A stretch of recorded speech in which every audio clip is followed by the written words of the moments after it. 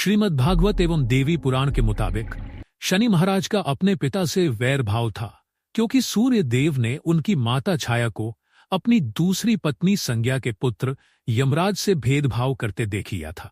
इस बात से नाराज होकर सूर्यदेव ने संज्ञा और उनके पुत्र शनि को अपने से अलग कर दिया था। इससे शनि और छाया ने सूर्यदेव को कुष्ठ रोग का शाप दे दिया था। पिता सूर्यदेव को कुष्ठ रोग से पीड़ित देखकर यमराज काफी दुखी हुए। यमराज ने सूर्यदेव को कुष्ठ रोग से मुक्त करवाने के लिए तपस्या की, लेकिन सूर्य ने क्रोधित होकर शनि महाराज के घर कुंभ, जिसे शनि की राशि कहा जाता है, उसे जला दिया। इससे शनि और उनकी माता छाया को कष्ट भोगना पड़ रहा था।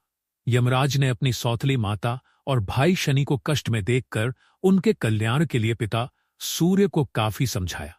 तब जाकर सूर्यदेव शनि के घर कुंभ में पहुंचे। कुंभ राशि में सब कुछ जला हुआ था। उस समय शनिदेव के पास तिल के अलावा कुछ नहीं था, इसलिए उन्होंने काले तिल से सूर्यदेव की पूजा की।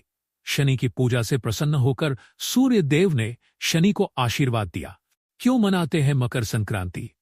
पवित्र गंगा नदी का भी इसी दिन धरती पर अवतरण हुआ था, इसलिए भी मकर संक्रांति का पर्व मनाया जाता है। महाभारत में पितामह भीष्म ने सूर्य के उत्तरायण होने पर ही स्वेच्छा से शरीर का परित्याग किया था।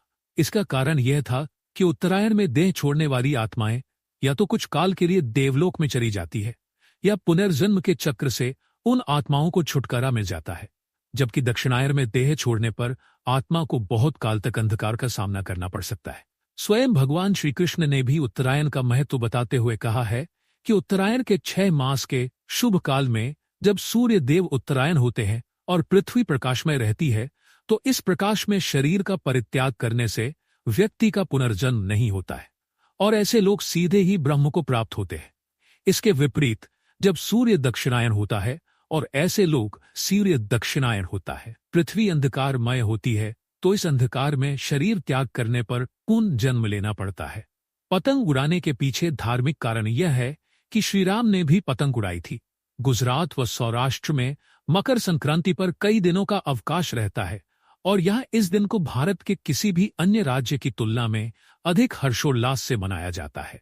पौष मास में जब सूर्य धनु राशि को छोड़कर मकर राशि में प्रवेश करता है, तब मकर संक्रांति का पर्व मनाया जाता है और सूर्य धनु राशि से मकर राशि में प्रवेश करता है, इसीलिए इसे मकर संक्रांति के नाम से जाना जाता है।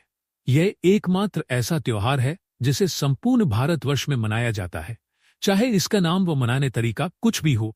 वैसे तो यह पर्व जनवरी माह की 14 तारीख को मनाया जाता है, लेकिन कभी कभी यह त्योहार 13 या 15 तारीख को भी मनाया जाता है, क्योंकि यह त्योहार पूरी तरह से सूर्य के मकर राशि में प्रवेश करता है।